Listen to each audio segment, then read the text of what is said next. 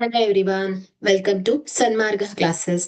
ತ್ರಿಭುಜಗಳು ಅಧ್ಯಾಯದ 20ನೇ ಪ್ರಶ್ನೆಯನ್ನ ಗಮನಿಸಿ. ಲಂ ವಿ ಪ ಸರ್ವಸಮ ನಿಯಮದ ಹೇಳಿಕೆಯನ್ನ ಬರೆಯಿರಿ. ಅಂದ್ರೆ ಲಂಬಕೋನ ವಿಕರ್ಣ ಬಾಹು ಸರ್ವಸಮ ನಿಯಮ. ಸೊ ಇಲ್ಲಿ ಎರಡು ಲಂಬಕೋನ ತ್ರಿಭುಜಗಳು ಸರ್ವಸಮ ಆಗತ್ತೆ ಯಾವಾಗ? ಸೊ ಇಲ್ಲಿ ಲಂಬಕೋನ ಅಂದ್ರೆ ಏನಾಯ್ತು, ಇದರ ಲಂಬಕೋನಗಳು ಸಮನಾಗಿರುತ್ತೆ, ಕರೆಸ್ಪಾಂಡಿಂಗ್ ಅನುರೂಪ ಕೋನಗಳು ಸಮ. ಹಾಗೆ ವಿಕರ್ಣ ಅಂದ್ರೆ ಲಂಬಕೋನದ ಎದುರಿಗಿರುವಂತಹ ಬಾಹು ವಿಕರ್ಣ ಅದು ಸಮನಾಗಿರುತ್ತೆ, ಇನ್ನು ಒಂದು ಬಾಹು ಸಮನಾಗಿರುತ್ತೆ. ಸೊ ಆಗ ನಾವೇನ್ ಹೇಳ್ತೇವೆ, ಆ ಎರಡು ತ್ರಿಭುಜಗಳು ಲಂ ವಿ ಪಾ ಸರ್ವಸಮ ನಿಯಮದ ಪ್ರಕಾರ ಏನು ಹೇಳಿ ಸರ್ವಸಮ ತ್ರಿಭುಜ ಆಗತ್ತೆ. ಆ ಎರಡು ತ್ರಿಭುಜಗಳು ಸರ್ವಸಮ ತ್ರಿಭುಜ ಆಗತ್ತೆ ಅಂತ ಹೇಳ್ತೇವೆ. ಸೊ ಹಾಗಾದ್ರೆ ಇಲ್ಲಿ ಲಂ ವಿ ಪಾ ಸರ್ವಸಮ ನಿಯಮವನ್ನ ಹೇಗೆ ವ್ಯಾಖ್ಯಾನಿಸಬಹುದು? ಸೊ ಲಂಬಕೋನ ಎರಡು ಲಂಬಕೋನ ತ್ರಿಭುಜಗಳಲ್ಲಿ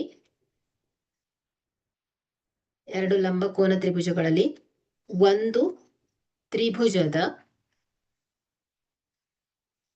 ಕರ್ಣ ಮತ್ತು ಒಂದು ಬಾಹು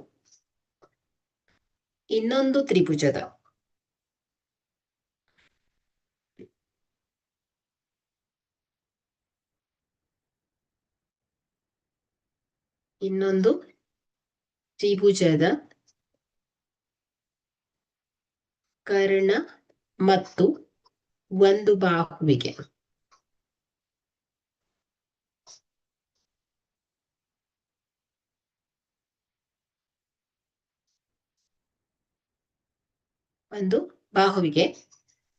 ಸಮಾನವಾಗಿದ್ದರೆ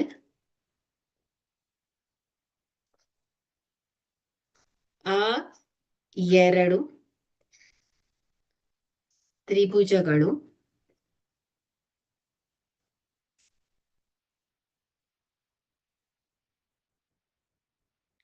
ಸರ್ವಸಮವಾಗಿರುತ್ತದೆ.